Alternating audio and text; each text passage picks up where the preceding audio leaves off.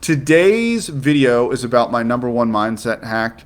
I didn't want to do a big 2024, new year, new me. 2023 was a tough year for my wife and I, So I really just this year, man, I'm just trying to kind of get back up on my feet and get rolling. But there is a lot of wonderful stuff going on. I'm starting graduate school, and I'm starting the what is going to be like a 5-year path to becoming a licensed psychotherapist. And in that, I'll still be doing a ton of life coaching. I still see clients one-to-one, hopefully be doing some seminars, and hopefully launching maybe some more video courses rather than teaching live courses, like do some video courses, stuff like that. That'll be plugged into wellbeingbootcamp.com that I was doing a lot a couple years ago. But today's video is about the number one mindset I have, the hack that I use to get out when you're feeling overwhelmed and lost. Life is peaks and valleys. It's not when I or you feel lost. Life is peaks and valleys for all of us. We are all going to vacillate between feeling good and feeling lost and feelings of grief and all of this stuff. So the first and foremost thing is to just understand there's no shame if you feel run down, burn out, if you're eating the wrong foods, if you're not working out, if you feel lost, another relationship ended, you got divorced, whatever's going on, no big deal. What keeps us trapped in those cycles is called the shame spiral. Shame is a universal human emotion. It's a feeling that we're inferior and worthless. It's not good for us. It happens to all of us, for it's not useful. Our brain thinks it's useful, and some of us got much more of it as children because of bullying and different things, whatever, where those messages came that you are not good enough. And those shame feelings, usually you developed survival traits that kept you from feeling that and made you feel part of the tribe, or I'm not going to do that again because I don't want people to abandon me, whatever. That's all clinical stuff. That's the deeper stuff that you can discover in therapy if you choose to do some of that work. I think everybody should. It's great. I've done tons of it. From the coaching standpoint, which is always going to be cognitive-based, mindset-based, and action-based. So anytime you hear one of these life coaching gurus talk about mindset work, they're talking about cognitive work and action work, okay? The best mindset hack I have is stop thinking about the problem.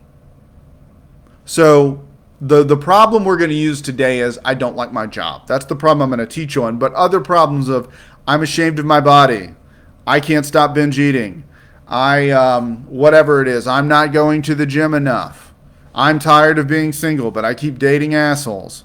Whatever it is, I need to declutter my house. I need to get on a debt-free snowball program. My finances are out of control. I want to go back to school. Whatever it is, stop thinking about the problem. What happens is we think about the problem so much that our brain just becomes the problem. Instead, that's when we get into that shame spiral. It's no longer that I'm a person who's single and lonely. It's I'm so ashamed of my singleness. Or it's no longer I'm a person who's overweight. It's no longer like I'm a person who's struggling with making poor food choices and stress eating. It's I'm a fatty, or I'm a fat person. It's this very negative connotation of ourselves. And what you have to understand is most of the time, a lot of the things we're doing that sabotage our progress are just buffers to that painful emotion of shame. And what you have to realize is shame. We all have it. And so instead just say, wow, I'm feeling ashamed of myself. I'm not taking action. So I'm going to wake up and I'm going to stop thinking about the problem.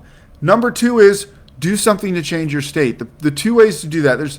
One is with water and one is with movement. Water by drinking it, and also by exposing yourself to water. That would be cold showers or soaking in a sauna at the gym or something. Do something that's going to rapidly kind of shift your physiology. That will shift your heart rate and your blood pressure. And if you want to drink some water, eat a salad, do a workout, do some jumping jacks, go for a walk. Do something that will shift your physiology. Right? All of us feel better when we go for a walk. All of us feel better when we hydrate. Right? Do something that will rapidly shift your physiology and make you feel good about yourself. And then number 3 would be look for options. I'm not really a big fan of the opportunity because people are like, oh, the opportunity and we're going to manifest in the law of attraction. I don't know, man. I like the word options because options are tangible and they're like rational. We're not like being like, oh well, I have the opportunity to become a billionaire. Yeah, but do I want to be a billionaire? What options do I have to like be reasonably happy and content today? I like options better than opportunities. Start looking for options. So today we're going to talk about I hate my job, right? Maybe you feel stuck and you're thinking, oh, in 2024 I'm going to get unstuck.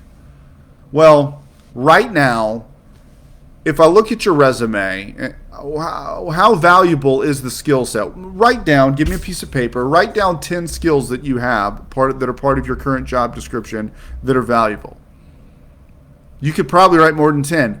Most of the time when you move on, now what HR people do is they just send the people you list as references an email thing, and they fill out something about you. How many people in your current organization would give you, it doesn't even have to be a glowing review, they would just give you a review that was good enough for you to get hired? How many people, let's say you want to switch industries altogether, how many people do you know that are already functioning well in those industries that would be like, hell yeah, I'll get lunch with you, I'll introduce you to a bunch of my cool friends, I'll vouch for you, I'll help you get an entry level job doing that? You know, does that make sense? So right off the bat, if we stop focusing on the problem and we look, I got skills, I've got experience, I've got references, I've got people, I've got resources, right? So we went from problem-based to solutions-focused. So solutions-focused, action-based work means I have to take advantage of the low-hanging fruit around me. And I always say, if we can stop thinking about the problem and open our eyes, we look down on the ground and there's mangoes and oranges and there's all sorts of tasty fruit just laying there for us to get. We've got everything we need. And I'm going to use this example because it's a very famous psalm. I'm not trying to be a holy roller here or convert anybody here, but it's Psalm 23. And I'm reading a book right now on Psalm 23. And it's very famous. Everyone's heard it. You know, at least your grandparents probably heard it. And it was, the Lord is my shepherd, I shall not want. He lays me down in green pasture and near crystalline water. He leads me on the path of righteousness in his name. And even if I'm in the valley of death, I fear no evil. His rod and his staff protects me. So, and I'm going to go back to the garden analogy I always use, because I have tomatoes in my yard every year. It's like the highlight of my year. We get ready the first few weekends, and then always on Easter weekend, I plant my garden. It's what I do. It's just this fantastic thing I do. I love it. It's one of my favorite weekends of the year. The tomatoes are there because I put them there. I had to get topsoil, manure, Miracle-Gro, and different types of soil. Pack my beds with that, get all that ready, turn that over, last year's soil, rotate, and then I put special tomato seeds. I use Better Boy, which are like steak tomatoes, indeterminates, and I use starters, and I put those in my beds. The tomatoes are there because the raw materials for tomatoes were there. There's just not tomatoes that exist out there that didn't have the raw materials or any will that they were there. I used my mind and my will. I willed that there would be tomatoes there. I manifested tomatoes in my garden. But I didn't create the DNA of the tomato seeds. I didn't create the soil. I didn't create the trees. I didn't create the sun. I don't make it rain. So, the law of mind, the law of God, if you will, the law of creation. The Creator doeth the works, right? That's an old school. That's one of the an Old Testament line. But the world is already doing things with you, and not just for you, but with you. And so sometimes it's interesting to look around. Here's a little exercise you can do. Ask 3 people, hey, what do you think I'm good at? Like, undeniable, what am I good at? And they'll say, man, you're really good at teaching. Or they might say, you're an amazing craftsman. You're really good at building fences, decks, housing, shelter. You're really good at organizing people. You're really good at cooking. You're really good at nurturing people. You're really good at whatever it is. You're good with money. You know how to run investment portfolios.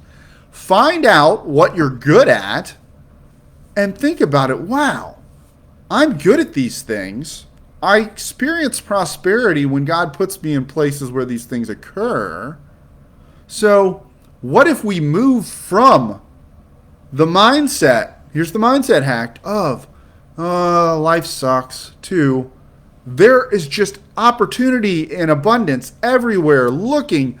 The world is looking to create through me, through my skills and through the things I value. There is an aligned life ready, nurtured, fertile for me to live. And that's how we move out of that toxic headspace where we're just feeling down, lonely, hopeless. Now, granted, some of that is clinical stuff. Some of that is very medical grade depression, where we need to be working with medical professionals and getting help. We're not ready for those mindset and those cognitive jumps because we've got a lot going on. And even if we were, there's probably a whole lot of other people connected. There might be, like, we call those influencers, right? And I don't mean like social media influencers. Like chronic illness can be an influencers. Having your spouse die tragically and then having to raise 3 kids as a single parent can be that negative, that grief can be an influencer. Financial trouble, divorce, losing a business, bankruptcy, that can be a financial influencer that operates and changes what is rationally, what we're capable of in this moment and how much we can physically bear. You cannot do everything alone. And some people do end up taking very hard knocks in life. And it's not just as simple as, oh, stop thinking about the problem, because some people do have really challenging problems. But for the standpoint of the work I do with my clients, it's let's look for those mindset shifts and let's do the cognitive processing and let's take the actions. Because if you hate your job, you need to write a resume, call your 5 best friends and say, hey, I need you to vouch for me on these references, and you need to go do it. And then right now, it's a wonderful time because we're really at a place in the labor market where you've got a hybrid work environment and you can learn online, certifications, and you can go to school for degrees online. So really, if you've got a home base and an internet connection, you can really reduce your expenses, and now is the time to go. So if you're interested, you want to shake up your life, you want to do some of this work, you want to pull it apart, rebuild it, get aligned around your core values, and create a life for you and your spouse and your kids that you love, then go to adamstevenscoaching.com, click connect, fill out the form, give me a call. Let's work together. Thanks for tuning in.